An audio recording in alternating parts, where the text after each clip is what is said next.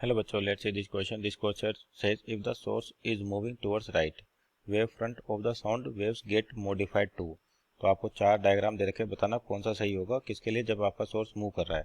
तो ये बेसिकली देखा जाए तो आपके पास की कॉन्सेप्ट की बात करते हैं कि आपके पास क्या दे रखा है, एक सोर्स दे रखा है साउंड का जो किधर जा रहा है, राइट डायरेक्शन में जा रहा है। तो आपके पास जो वेव फ्रंट मिलेगा वो बताना कि कैसा होगा। आपके पास ये चार ऑप्शन दे रखे हैं। तो आपका जो की कॉन्सेप्ट होगा बेसिकली वेव फ्रंट, या तो कहें अपन को वेव फ्रंट। तो वेव फ्रंट्स क्या होते हैं, बेसिकली आपके पास कोई भी सोर्स है मान लीजिए इस तरीके से, और इसमें डिस्टर्बेंस जनरेट की जाए तो ये डिस्टर्बेंस क्या होता है, इन फॉर्म ऑफ वेव्स आगे की ओर बढ़ता है। ऐसे अगर पार्टिकल आपका यहाँ पर है उसको डिस्टर्बेंस दे दिया अपन ने, तो क्या करता है यहाँ पर ये जो डिस्टर्बेंस है यानी कि एक तरह से एनर्जी की तरह काम करता है, तो वेव की टर्म में ये आगे की ओर जाता है।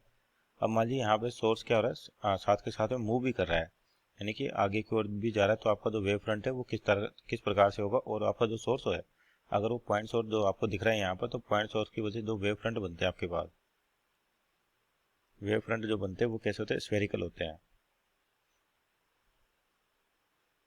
तो स्फेरिकल वेव फ्रंट जनरेट होंगे आपके पास यहाँ पर। और साथ के साथ में कह रहा है कि आपके पास अगर सोर्स मूव भी कर रहा है, कि आपको दे रखा है कि सोर्स जो है वो क्या कर रहा है, मूव कर रहा है आगे की ओर।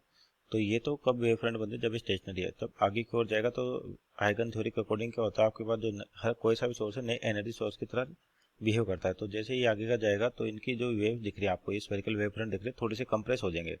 और पीछे की ओर क्या होगा, वेव फ्रंट की वैल्यू यानी कि उनके बीच का जो स्पेसिंग है वो बढ़ जाएगा। आगे की ओर तो आपको स्पेसिंग कम दिखाई देगा, क्यों, क्योंकि इसके सोर्स के डिस्टर्बेंस की वजह से इधर आपके पास नए डिस्टर्बेंस जनरेट होंगे जो पुराने डिस्टर्बेंस के साथ सुपर इम्पोज होगी, इनको कंप्रेस कर देंगे।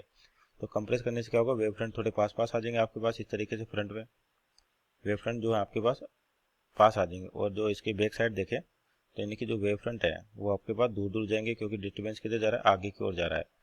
तो यानी कि यहाँ का जो डिस्टर्बेंस है ये कम हो जाएगा। इसकी वजह से जो पीछे के वेव फ्रंट है उनकी वैल्यू बढ़ेगी, आगे की वेव फ्रंट कंप्रेस हो जाएंगे, तो इनके बीच की जो डिस्टेंस है वो सेपरेशन है वो कम हो जाएगा। इसके अकॉर्डिंग देखें तो आपका जो ऑप्शन नंबर बी दिख रहा है ये राइट आंसर होगा।